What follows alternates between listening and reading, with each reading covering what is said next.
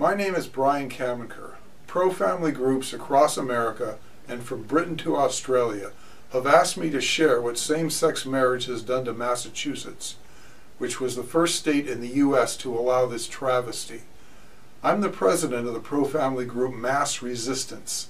For almost 20 years, we've been fighting for parental rights in the schools and pro-family values. Anyone who thinks that same-sex marriage is a benign eccentricity which won't affect the average person should consider what it has done to Massachusetts since 2004. It's been used as a hammer to force everyone to accept homosexuality. The slippery slope is real. New radical demands never cease.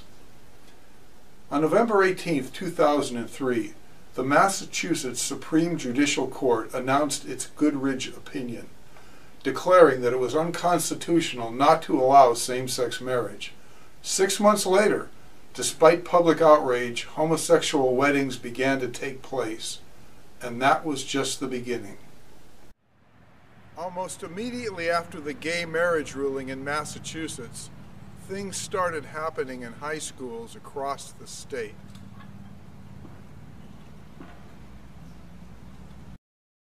Starting in early December of 2003, there were school-wide assemblies to celebrate same-sex marriage.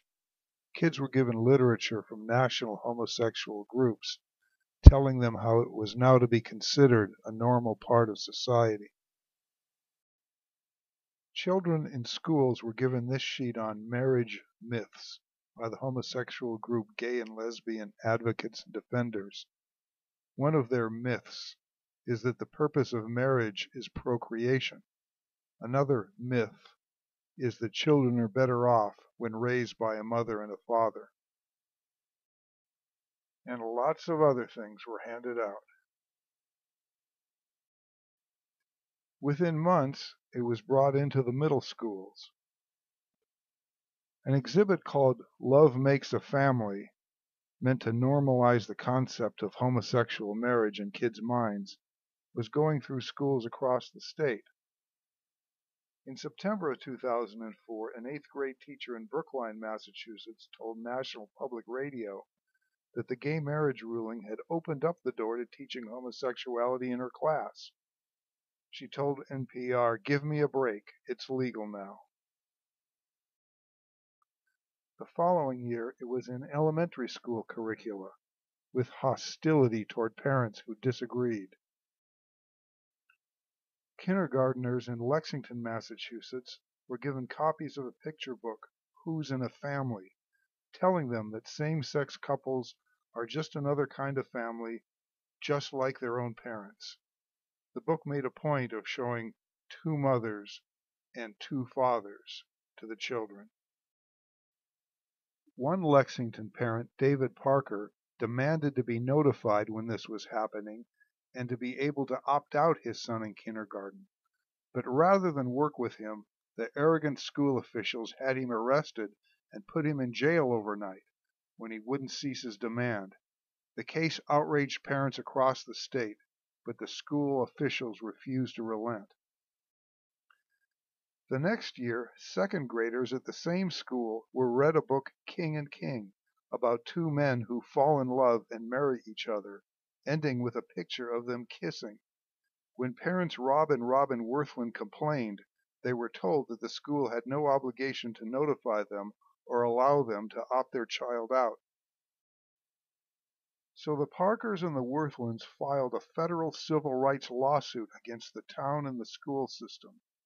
Parents rallied to their side, but in 2007, a panel of federal judges ruled that because same-sex marriage is legal in Massachusetts, schools actually have a duty to normalize homosexual relationships to children, and schools have no obligation to notify parents or let them opt out their children, even in elementary school. In fact, according to the court's ruling, acceptance of homosexuality is now a matter of good citizenship. School libraries have also radically changed, from elementary school to high school, with books normalizing homosexual marriage. In particular, a large, slick hardcover book celebrating Massachusetts homosexual marriages began to appear in many school libraries across the state. Titled Courting Equality, it was supplied to schools by a major homosexual activist organization. It teaches that gay marriage was a great civil rights victory. Activist teachers began displaying photos of their same-sex spouses in their classrooms and bringing their same-sex spouses to school functions. And when an attempt at a constitutional amendment to stop same-sex marriage began gathering steam, there was a full-court press on students to actively support same-sex marriage. Kids in school were even persuaded to march in gay pride parades with pro-same-sex marriage banners. And there's more. Businesses and corporations were affected in ways nobody anticipated.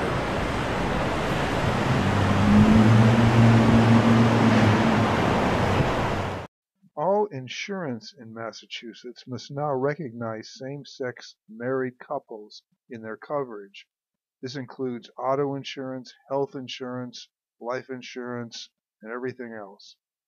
Businesses must recognize same-sex married couples in all their benefits and activities regarding both employees and customers. People can get fired from their jobs for expressing religious objections to same-sex marriage. In 2009, an employee of a Boston business was fired for mentioning his disagreement with same-sex marriage after another employee brought it up. It even made the local TV news.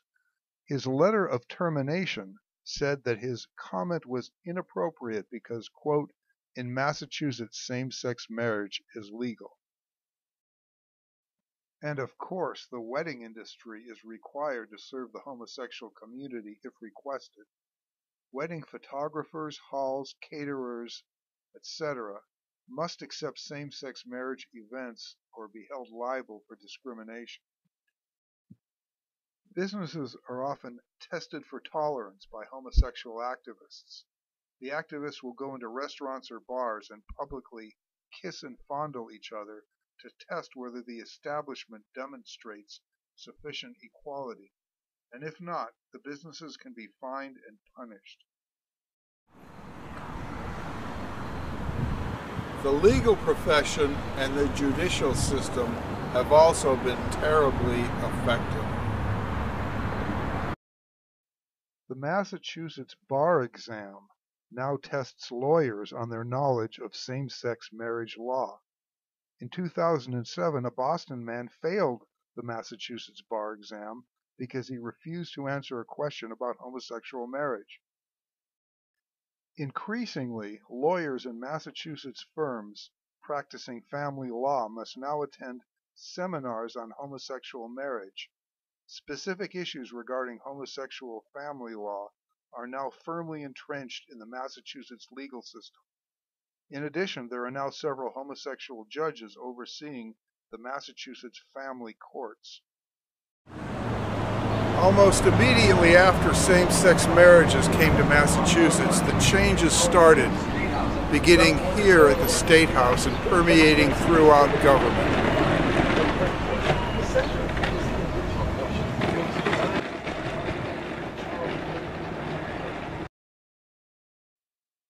One of the first shocking changes was to the marriage license itself.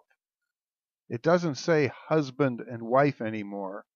It now says Party A and Party B. And the state's justices of the peace were ordered to perform same-sex marriages when requested, despite religious objections they may have. Some were forced to resign rather than comply. A climate of fear has kept politicians at all levels from disagreeing with or criticizing the homosexual movement since same-sex marriage came to Massachusetts. Public officials are afraid of being accused of wanting to, quote, take away rights, and this fear has expanded to suppress any meaningful debate on all homosexual-related issues. Additionally, it has brought a feeling of intimidation among pro-family people across the state. In recent years, the numbers of politicians and political candidates marching in the Gay Pride Parade is staggering. Every year in Boston, at the beginning of Gay Pride Week, members of the City Council gather in front of City Hall and pay their respects to the homosexual rainbow flag, which then flies over Boston City Hall for the entire week. Even the Republicans, the so-called Conservative Party, has caved in, and in April 2009, the chairman of the Massachusetts Republican Party interviewed with a homosexual newspaper and told them that the party would no longer oppose homosexual issues such as gay marriage. And now even some Republicans march in the Gay Pride parades. All of this has had a huge effect on state government. Within a year of the gay marriage ruling in Massachusetts, the state's adoption and foster care workers went through a massive indoctrination on, quote, LGBT youth awareness. These sessions were run by the radical National Gay and Lesbian Task Force. The emphasis was that those working with children must be trained that homosexuality and transgenderism are normal. In 2006, the Parents of the Year honored by the Massachusetts Department of Social Services were two men who were married to each other.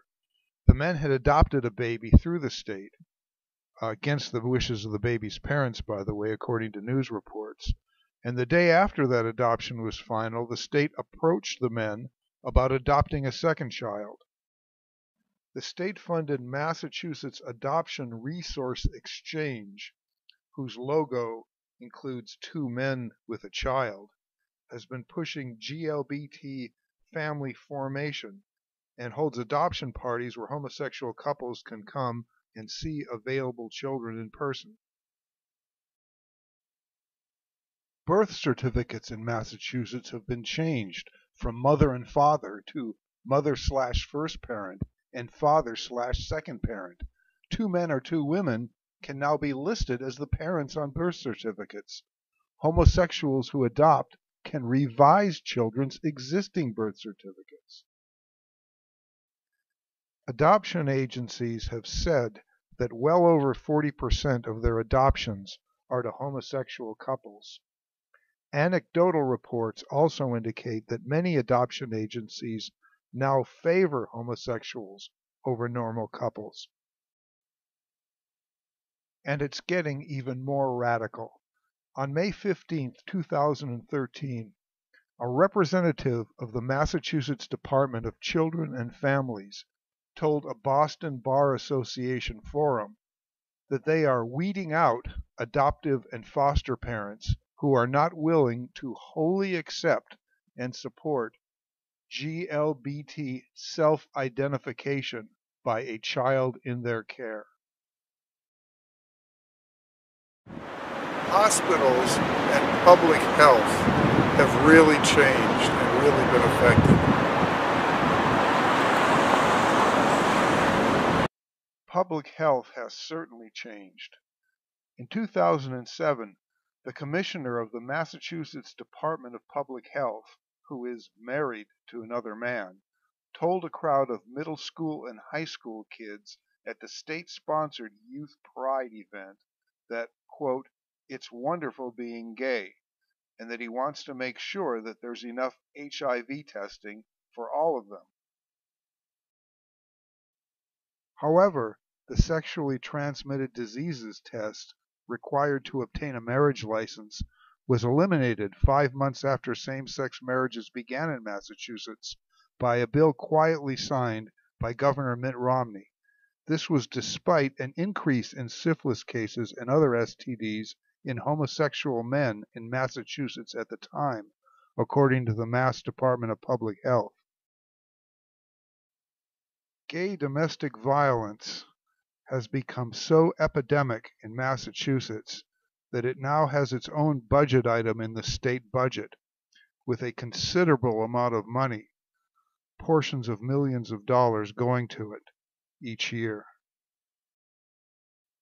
It has gotten so bad that gay domestic partner violence literature, largely funded by the state, like this and this, is now distributed at many public homosexual events, including to children at youth pride events.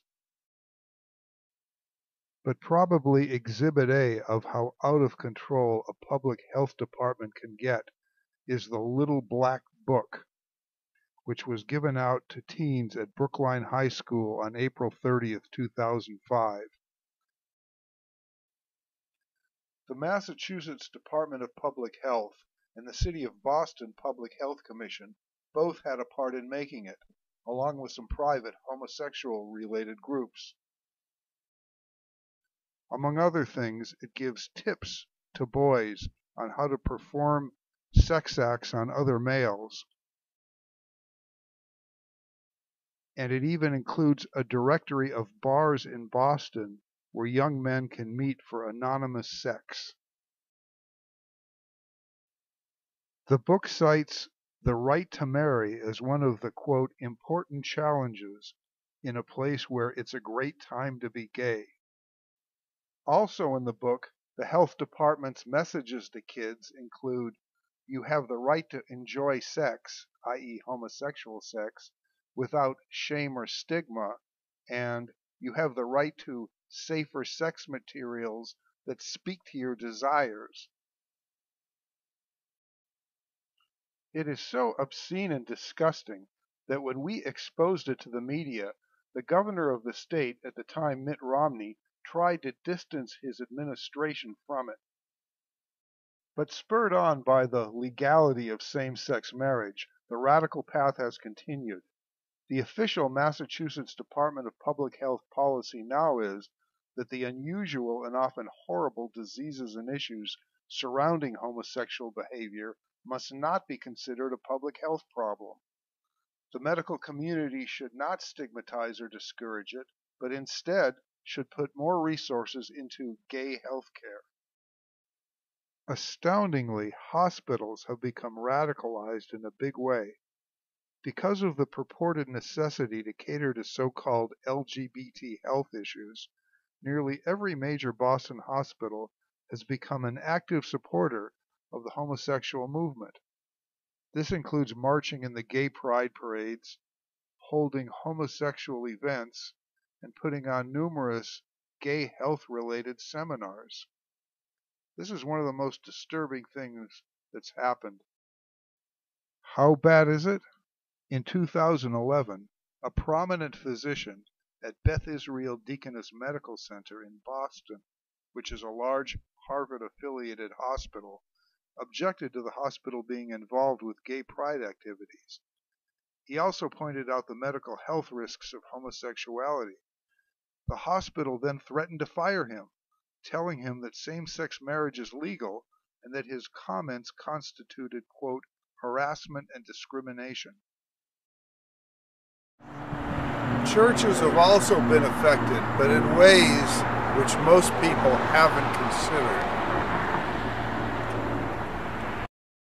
Any church or religious group that dares to deny the legitimacy of same-sex marriage, even inside its walls, can face a wave of terror and harassment. In 2005, the Tremont Temple Baptist Church in downtown Boston held a religious conference on issues surrounding homosexuality and gay marriage. Over 100 homosexual activists came to storm the church, using bullhorns and screaming obscene slogans. Boston riot police had to keep them from entering. They even dragged a coffin to the front door. In 2006, the same church held a televised pro-traditional marriage event inside.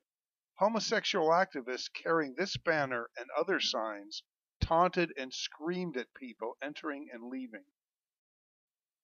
That same year, a Catholic group held a pro-traditional marriage rally in downtown Worcester, Massachusetts. They had hardly begun the speeches when homosexual activists swarmed the area, yelling "bigots" and screaming disgusting chants. When one of the rioters rushed the stage, an organizer tried to lead her away. The rioter sued him for assault. He went through a 4-day trial before being acquitted by a jury. The Park Street Church in Boston abuts the historic Granary Burial Ground, where Samuel Adams and other patriots are buried.